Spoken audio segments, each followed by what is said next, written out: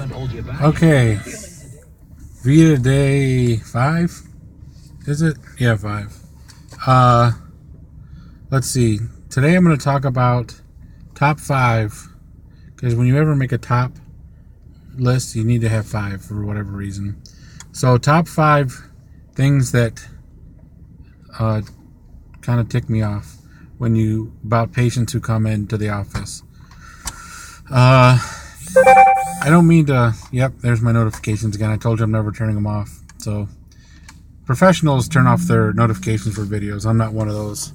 Anyway, so okay, so don't get mad.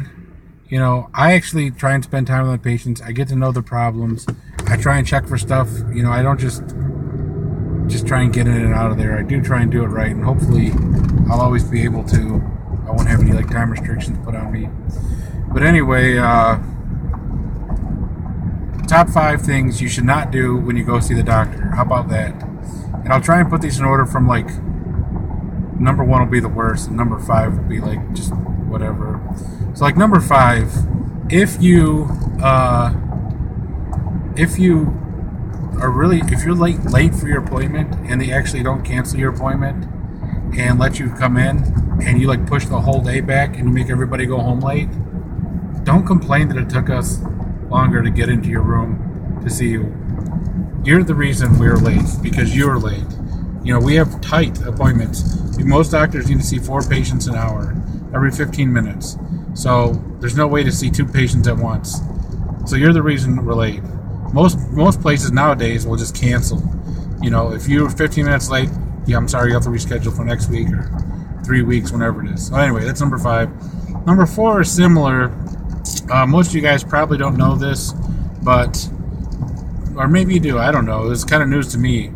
But most doctors' offices have 1, maybe 2 slots open during the day. So if somebody calls hey, I think this is pretty serious, should I go to the emergency room? We'll fit you in on one of those slots, a same-day visit, okay? But the same-day visits, they're tight. Usually the time is kind of limited. So we try and squeeze you in, and don't complain that it took us a while to get to you when we made extra time in the schedule and kind of pushed other people back who had appointments for weeks to see you. I mean, we're doing what we can. I know, I think a lot of people come in and they complain because they're sick, they're not feeling good, and I guess it's understandable, and I try and just smile and hope they feel better. But anyway, try and refrain from doing that. Let's see. I don't want to get these out of order. What's number 1? What's number 2? Number 3. Oh, number 3 is this, and this one maybe should be number 1. But okay, number 3 is I like that patients come in and say, "What's this? What's this? I looked this up. I googled my symptoms." I like that, but don't come in and say, "Hey, I have tuberculosis and I need a Z-Pack." You know, I mean, I don't go into the restaurant and be like, "This is how you're going to cook my food." I don't go into, the auto mechanic and say, "Here's what you need to do with my engine." I mean, there's a reason that doctors go to school for as many years as they do, and PAs go for as many years as they do.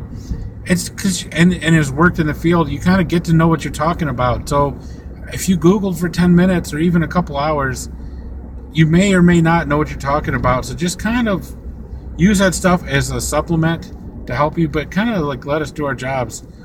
Everybody comes in and wants something. It's happening more often, If you get a cold, okay, you just get a cold. It's what we just call a URI, a standard cold of some kind. 90-something% of the time, it's viral.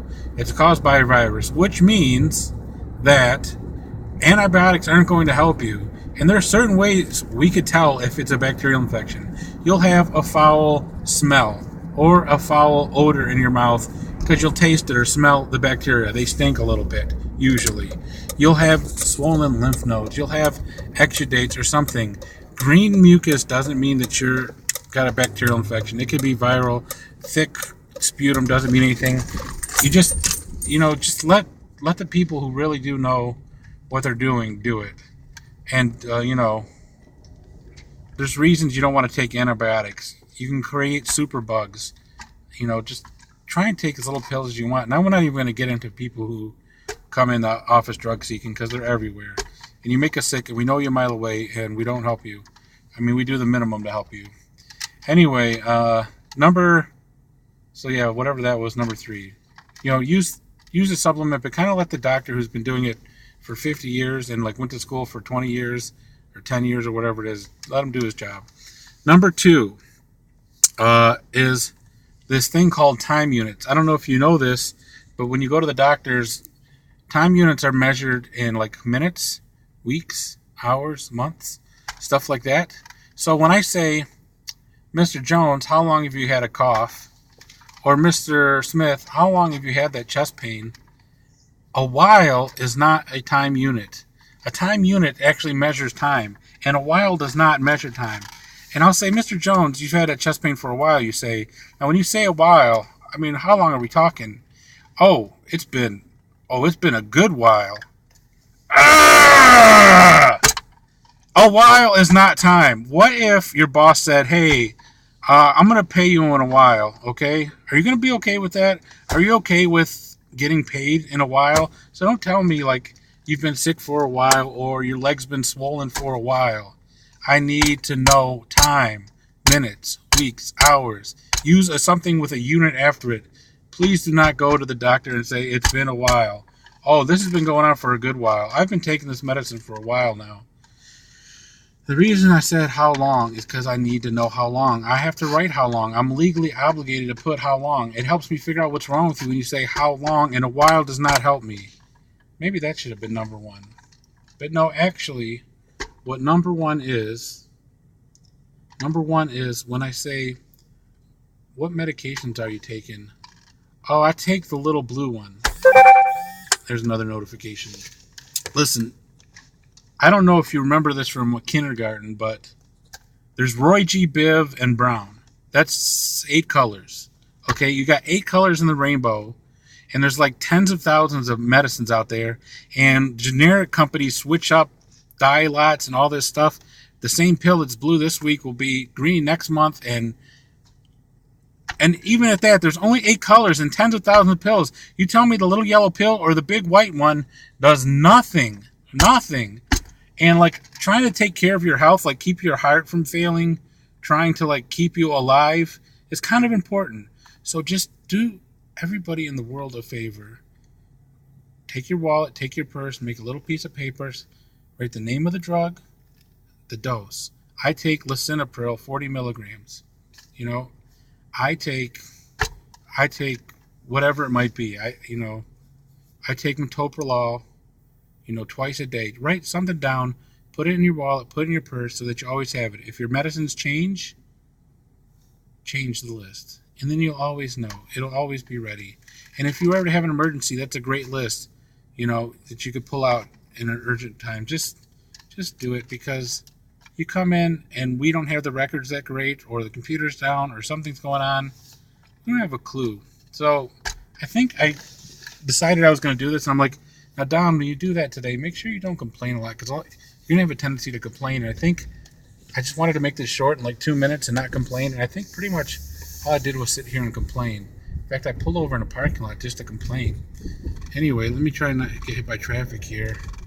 I'm going to get hit. So I didn't mean to complain too much, but please, pretty please, with sugar on top, when you go see your doctor, don't say a while. Have your medicines ready, okay? That kind of stuff. And that's it for this video. Oh, if you're still watching this far, which I don't know who would, I'm going to try and answer some questions. So if you have any questions, just post it on my Facebook, inbox me, text me, something like that. And I'm going to do a question and answer video sometime before the end of the month. And that's it for today. I'll talk to you guys a little later.